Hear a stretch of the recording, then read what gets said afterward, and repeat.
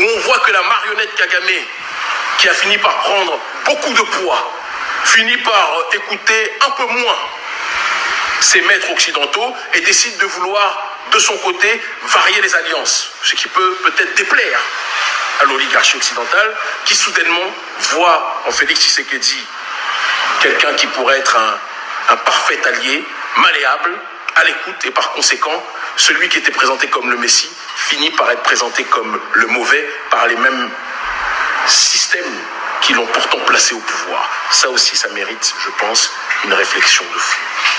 Quand on regarde ce qui se passe à l'est du Congo, avec l'oligarchie du côté du Rwanda, et je précise bien l'oligarchie, pas les Rwandais, pas les Tutsis dans leur ensemble, et je demande à ceux qui nous suivent de ne pas tomber dans ce piège. Parce qu'il y a, il y en a plein qui m'écrivent, des Tutsis qui sont opposés au régime de Kagame et qui condamnent ce qui se passe du côté de la RDC. Il faut aussi qu'on ait le courage de le dire. Donc ne me faites pas tomber dans un piège ou dans un autre.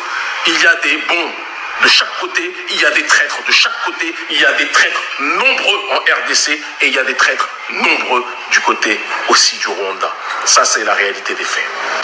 Mais Paul Kagame, qui pendant des années a été présenté comme le champion du développement africain, où son pays était une vitrine, soi-disant, de la modernité à l'africaine.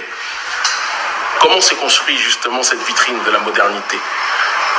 En passant un accord entre l'oligarchie rwandaise et l'oligarchie occidentale, pour que Paul Kagame et ceux qui suivent ce dernier, d'accord, puissent opérer en finançant des milices telles que le M23, le pillage des ressources minières, le vol, la destruction, l'assassinat, le viol, en estimant que ils ont tout à fait le droit de récupérer justement ces ressources-là. C'est de ça dont il s'agit. C'est important qu'on le dise. Si on ne le dit pas, on ne pourra pas aller dans la vraie direction, on ne pourra pas aller dans la bonne direction, on ne pourra pas aller dans la vérité et dans le cadre de l'élévation.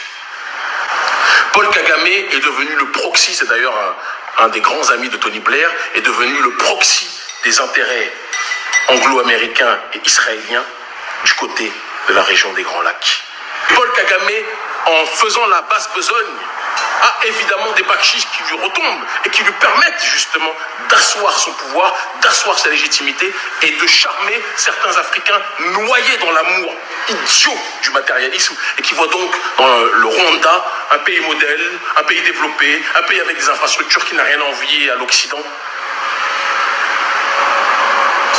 Malheureusement, le problème de certains des nôtres, c'est qu'on n'aime pas être dans la logique de la déconstruction analytique quand on voit l'Occident louanger systématiquement un dirigeant. Kagame, dire que c'est quelqu'un qui n'a pas développé son pays, tout dépend d'ailleurs de quel cadre on parle quand on parle du développement, hein, ça aussi je pense que ça mérite une réelle et une véritable réflexion. Bien évidemment qu'il a développé son pays. La question n'est pas est-ce qu'il a développé. La question est comment il a développé. Et la question est est-ce que l'on peut parler de développement quand vous construisez votre maison sur un cimetière?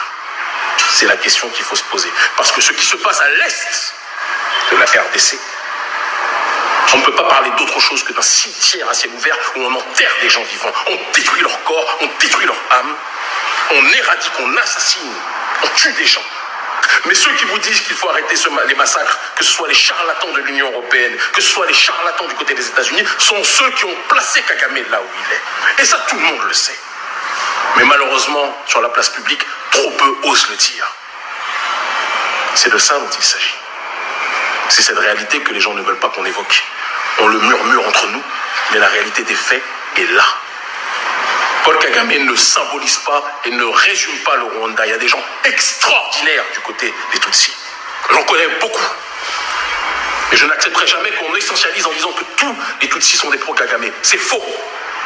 Il y a une forte opposition à Paul Kagame au Rwanda. Mais malheureusement, il a construit un État répressif, extrême, où tel convoi qui se lève pour dénoncer justement ces dérives est incarcéré, pourchassé et parfois même empoisonné ou assassiné. Le jour où le prolétariat au Rwanda et le prolétariat au Congo va se retourner contre les marionnettistes qui jouent les gentils, les outrés, alors que ce sont les uns qui ont placé les autres pour pouvoir piller ce qui se passe à l'Est, le jour où on se retournera contre les marionnettistes, l'histoire sera réglée.